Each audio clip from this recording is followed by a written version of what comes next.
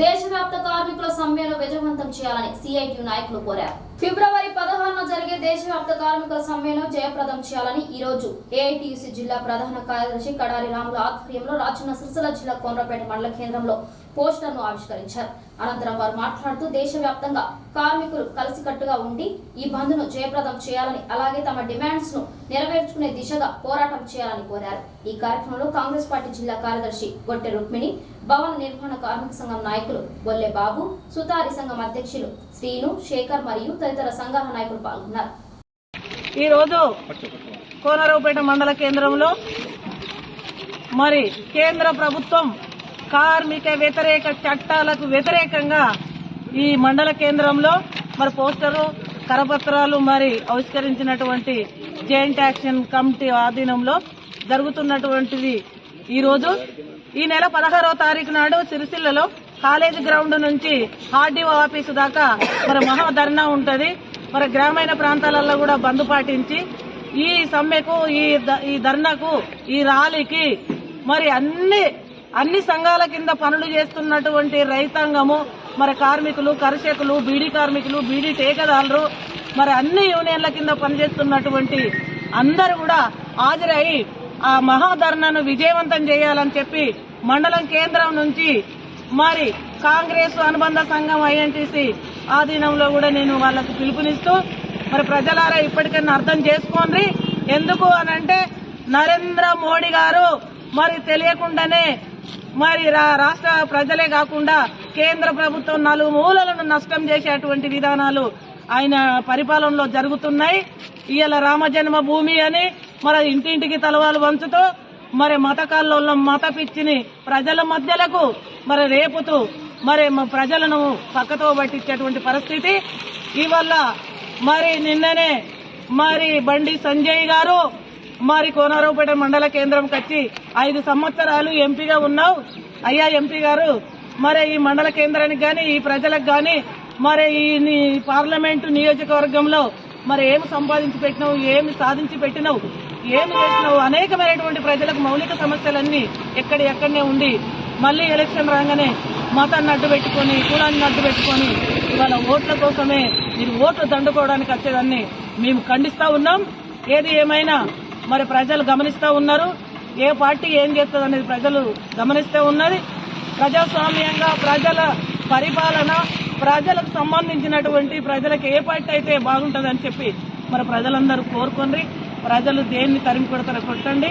మరి ఇవాళ ఈ నరేంద్ర మోడీ ప్రభుత్వం ఈ ప్రభుత్వ వ్యతిరేక చట్టాలను వెనక్కి తీసుకున్నంత వరకు గడప గడపకు, ఇంటింటికి, గల్లీ గల్లీకి మరి పోరాటం చేస్తాం అన్ని వర్గాలు. జై కాంగ్రెస్. సిరిసిల్ల జిల్లా కోనరాపేట మండలంలో ఈరోజు 16వ తారీఖు జరిగే సార్వత్రిక సమ్మె పోస్టర్ ఆవిష్కరించుకోవడం జరిగింది. ప్రధానంగా కేంద్ర బీజేపీ గవర్నమెంట్ అధికారంలోకి వచ్చిన తర్వాత 44 కార్మిక చట్టాలను ఎత్తివేస్తూ కార్మికుల యొక్క హక్కు చట్టాలను కాలరాస్తున్నటువంటి పరిస్థితి ఇలా బీజేపీ కేంద్ర గవర్నమెంట్. ప్రధానంగా బ్రిటిష్ సామ్రాజ్యంతో కొట్లాడి 44 కార్మిక చట్టాలను, కనీస వేతనాల చట్టాలు కూడా అమలు చేసుకున్న చట్టాలను ఇలా ఎత్తివేసి ఇలా ప్రభుత్వ రంగంలో ఉన్నటువంటి సంస్థలను తీసి బ్యాంకు గాని, ఎల్ఐసి గాని, సింగరేణి గాని ఇటువంటి సంస్థలను ప్రైవేటీదారి కాంట్రాక్ట్ రూపకాలకు కట్టుబెట్టడం జరుగుతూ ఉంది. ఎందుకంటే టాటా, అంబానీ, ఈ అదానీ లాంటి వాళ్ళు వీళ్ళు రేపు ఎలక్షన్లలో నిలబడితే పెట్టుబడిదారు వ్యవస్థ పరిపాలిస్తుందని చెప్పేసి వీళ్ళకు ఈ యొక్క సంస్థలను అమ్మువేయడం జరుగుతుంది. ప్రధానంగా చూస్తే ఇలా దేశంలో దేశ సంపద నల్లధనం నోట్లు రద్దు చేస్తున్నాం. దొంగ నోట్లను మన నల్లధనం రద్దు చేసి మనిషికి 15 లక్షలు ఇస్తామన్న మోడీ బ్యాంకుల ముంగట కార్మికులు, నిరుపేదలు చెప్పులు పెట్టుకొని నిలబడి వాళ్ళు ఒక 500,000కి నిలబడ్డ పరిస్థితి. బడాబాబులు నల్లధనం తీసుకొచ్చి ఎక్కడ జమ చేసిర్రు, ఏ ఒక్కరికి 15 లక్షలు ఇచ్చిరని ఈ మోడీ ప్రభుత్వాన్ని మేము అడుగుతా ఉన్నాం. ప్రధానంగా చూసుకున్నట్టుంటే రైతులు మొన్న కొట్లాడి నల్ల చట్టాలు పెడితే కొట్లాడి ఆ ఒక సమ్మె చేసి, ధర్నాలు చేసి ఢిల్లీలో ఎంతో చేసినప్పటికీ వాళ్ళ ఒక సమస్య పరిష్కరిస్తా ఉన్నాం, రైతు నల్ల చట్టాలు ఎత్తివేస్తా ఉన్నామని చెప్పి ఇప్పటి వరకు ఏ రైతు నల్ల చట్టాన్ని కూడా ఎత్తివేయడం జరగలేదు. ఇలా చూసుకుంటే ఇలా ఏ పింఛన్ల కాడికి వచ్చే వరకు కూడా మంచి లక్షల నౌకర్లు ఇస్తామని ఒక్కరికి నౌకరు ఇవ్వకపోగా ఇలా ఒక ఉద్యోగ సంఘాలను కూడా ఇలా ప్రైవేటీకరణ చేసి వాళ్ళ ఒక పొట్టలు కొట్టే విధానం ఈ కేంద్ర బీజేపీ. ఇలా జీఎస్టీ తీసుకొచ్చి ఇలా నిత్యావసర సరుకుల మీద ఎవరన్నా నిరుపేద కుటుంబాలు కొనుక్కుందామంటే, కార్మికులు కొనుక్కుందామంటే వాళ్ళ ఒక్క పొట్టలు కొట్టే విధానం. ఇలా ఏం పరిపాలిస్తా ఉంది బీజేపీ ప్రభుత్వం. ఇలా బండి సంజయ్ గారు ఈ నియోజకవర్గ ప్రాంతంలో తిరిగి ప్రచారం చేస్తా ఉన్నాడు ఎంపీగా. ఇలా మేము అడుగుతా ఉన్నాం, ఇలా సంఘాలకు నిధులు కేటాయించండి అయ్యా, ఎంపీ నిధులు అని అడిగినాం. ఏ ఒక్కటి నిర్వహించారు? ఇలా ఏ ఒక్క సంఘానికి ఎంపీ నిధులు కేటాయించిరని ఇలా మేము అడుగుతా ఉన్నాం బండి సంజయ్ గారిని.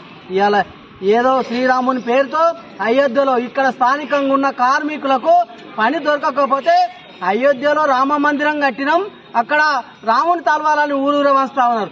ఇవాళ ఇక్కడ చూసుకుంటే స్థానికంగా ఉన్న కార్మికులకు పని దొరుకుతలేదు. బీహార్ యూపీ కూలీలు వచ్చి అక్కడ ఉపాధి ఉన్నట్టుంటే ఆ కూలీలు ఇక్కడికి వచ్చి ఈ కార్మికుల పొట్టలు ఎందుకు కొడుతురని మేము మోడీని అడుగుతా ఉన్నాం.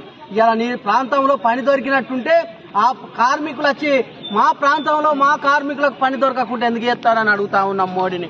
ఇలా ప్రధానంగా ఒక్కటే, ఈ 44 కార్మిక చట్టాలు ప్రభుత్వంలో అమలు చేయని వేళలో ఈ 16వ తారీఖు సమ్మెతో గాను పెద్ద ఎత్తున ఆందోళన కార్యక్రమం చేపడతాం. అదే విధంగా కూడా 16వ తారీఖు నాడు వెమ్లవాడ సిరిసిల్లలో పెద్ద ఎత్తున ఆందోళన సమ్మెలు అందరూ కూడా జయప్రదం చేసి కార్మిక, కర్షక, రైతాంగ, ఉద్యోగ సంఘాలన్నీ కూడా పాల్గొనాలని ఏఐటీసీ జిల్లా సెక్రటరీ, సిరిసిల్ల జిల్లా సెక్రటరీగా కోరడం జరుగుతా ఉంది.